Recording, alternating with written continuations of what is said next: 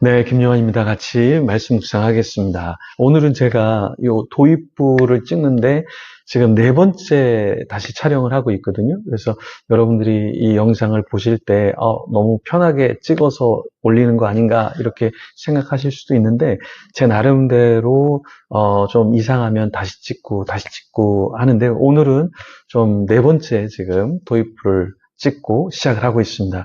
여러분, 누룩이라는 것 좋은 면도 있고 안 좋은 면도 있는데요. 일단 누룩이라는 것은 좋은 부분을 세 가지 정도 크게 갖고 있습니다. 첫 번째는 뭐냐면 천연 발효의 정수다라는 것이죠. 누룩에는 효모와 유산균 등 유익한 미생물이 가득합니다.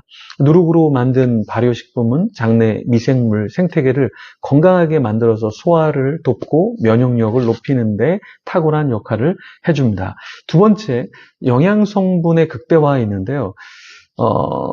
곡물이 누리에 의해서 발효가 되는 과정에서 비타민 B 혹은 또 필수 아미노산의 함량이 대폭 늘어납니다. 그래서 단백질을 분해해 흡수해 주는 그런 형태로 바뀌기 때문에 영양 효율이 굉장히 좋은 것이죠. 세 번째는 항산화 효과가 있는데요. 누룩 속에 포함된 다양한 효소와 대사 산물은 혈중 콜레스테롤 수치를 낮추는 데 도움을 준다고 합니다. 체내 산화 스트레스를 줄여주는 항산화 작용을 해서 노화의 방지에 도움이 된다라는 것이죠.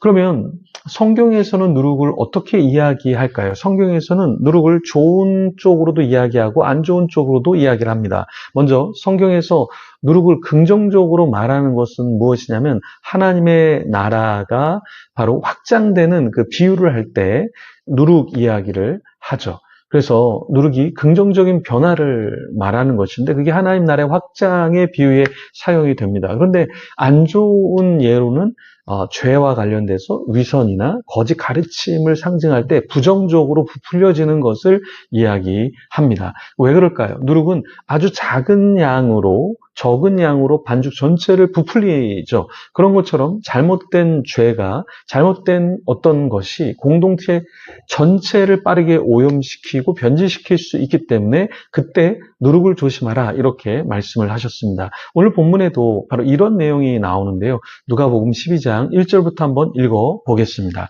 그동안에 물이 수만 명이 모여 서로 밟힐 만큼 되었더니 예수께서 먼저 제자들에게 말씀하여 이르시되 바리새인의 누룩 곧 외식을 주의하라. 감추인 것이 드러나지 않을 것이 없고 숨긴 것이 알려지지 않을 것이 없나니 이러므로 너희가 어두운 데서 말한 모든 것이 광명한 데서 들리고 너희가 골방에서 교회되고 말한 것이 지붕 위에서 전파되리라. 예수님은 많은 무리 가운데서 제자들에게 무엇을 경고하셨냐면 바리새인들의 누룩을 주의하라 이렇게 말씀하셨어요. 여기에 바리새인들의 누룩은 무엇을 말하냐면 바로 외식이죠. 외식이라는 것은 헬라어로 휴포크리시스라는 단어를 사용하는데요. 이 내용의 뜻은 배우, 연기라는 뜻을 갖고 있어요. 그러니까 위선이라는 게 뭐냐면 실제로는 그렇지 않은데 그걸 연기를 하는 거예요. 그래서 조금 더 낫게 보이려고 만드는 것, 그것을 조심하라라고 말씀하셨습니다. 우리도 우리 삶에서 위선이라는 게 없을 수가 없죠. 사람은 누구나 다 사람들에게 좋게 보이고 인정받고 싶은 욕구가 있잖아요. 그러다 보니까 페이스북이나 어떠한 소셜 네트워크에 나는 잘하고 있어, 나는 행복해, 실제로 그렇지 않은데 그렇게 묘사하기도 하고 혹은 내가 그렇게 부유하지 않는데 나는 이렇게 잘 살아, 난 이렇게 맛있는 거 좋은 거 많이 사, 이렇게 자기 자신을 좀 부풀려서 이야기하는 성향이 있죠. 이런 것을 바로 외식이라고 한다라는 겁니다. 신앙생활에 있어서도 나는 신앙생활을 굉장히 잘해, 나는 믿음이 좋아, 이렇게 우리 자신을 얼마든지 외식하면서 부풀릴 수 있다라는 것입니다. 그런데 주님께서는 이 바리새인들의 누룩을 조심하라 말씀하셨고요. 또 우리가 언제든지 바리새인이 될 수 있기 때문에 우리 자신을 계속해서 돌아봐야 하는 것이죠. 주님께서는 은밀한 말, 행동이 결국에 어떻게 된다고 말씀하셨습니까? 3절에 보면 다 드러난다라고 말씀을 하셨어요. 3절 다시 한번 읽어보면 이러므로 너희가 어두운 데서 말한 모든 것이 광명한 데서 들리고 너희가 골방에서 귀에대고 말한 것이 지붕 위에서 전파 되리라. 어떤 사람이 막 화를 내고 있는 경우가 있어요. 왜 그런가? 이렇게 보면 자기에 대해서 친한 사람이 막 이렇게 이야기하고 다닌다. 그래서 자기 너무 실망했다라는 이야기를 종종 듣곤 합니다. 그러니까 앞에서는 괜찮은 척 하는데 뒤에서는 수근수근 이상한 이야기를 하는 것을 나중에 듣게 됐을 때 배신감을 느낀다라는 거죠. 그런데 이렇게 배신감을 느끼기에 모든 것이 드러나는 경우가 대부분 많다라는 거예요. 물론 드러나지 않는 경우도 있지만 결국에는 안 좋은 이야기를 하고 있는 것이 드러나게 되고 결국에 서로에게 민망한 그런 상황이 펼쳐지게 된다라는 것입니다.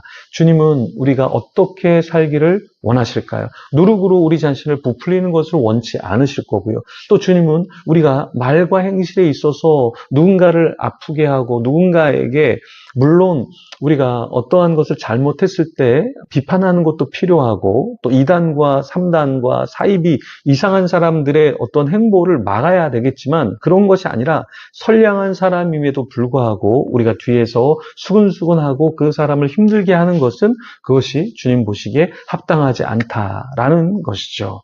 그래서 우리 주님께서는 우리에게 어떠한 신앙생활을 해야 될까? 오늘 이 부분을 말씀해 주셨습니다. 그리고 또 오늘 본문에서 우리가 또 이야기할 수 있는 것은 무엇이냐면 이 내용들을 누구에게 말씀하셨는가? 예수님께서는 이러한 내용을 사실은 제자들에게 이야기하셨습니다. 그리고 자신을 따르는 사람들에게 이야기하셨다라는 거예요. 왜 주님은 정말 죄를 많이 짓는 악인들에게 이런 말을 하시지 않고 제자들과 무리들 곁에 있는 사람들에게 이런 것을 풀어주셨을까요? 그것은 바로 들을 수 있는 귀가 있는 사람들이 있고 전혀 듣지 못하는 사람들이 있다라는 것이죠. 그래서 오늘 우리가 어떠한 부류의 사람이 되는가? 이 말씀을 듣고 우리가 조금 더 말과 행동에 있어서 또 우리의 믿음에 있어서 위선이 아니라 하나님이 우리에게 주신 그 삶을 따라서 묵묵히 부풀리지 않으면서 살아가는 저와 여러분이 되기를 결단하며 나가면 좋겠습니다. 우리 기도하며 주님 앞에 나가겠습니다. 주님 감사합니다. 내 안에 누룩은 없습니까? 물론 좋은 누룩도 있습니다. 그래서 하나님의 나라를 확장시키고 하나님이 원하시는 좋은 영양분들을 더 많게 하는 그 누룩의 역할도 필요합니다. 하지만 우리 안에 없는 것을 있는 것처럼 과대하게 포장해서 나 자신을 드러나게 하려는 그런 것들을 우리가 하나님 앞에서 돌아보게 하여 주시옵소서. 하나님 또한 말과 행실에 있어서 이전보다 더 성숙한 모습을 갖게 하여 주시고 하나님 나라를 드러내고 주의 이름을 망치지 않는 자 되게 하여 주시옵소서. 감사합니다. 예수님 이름으로 기도합니다. 아멘. 우리 계속해서 기도하며 주님 앞에 나가겠습니다.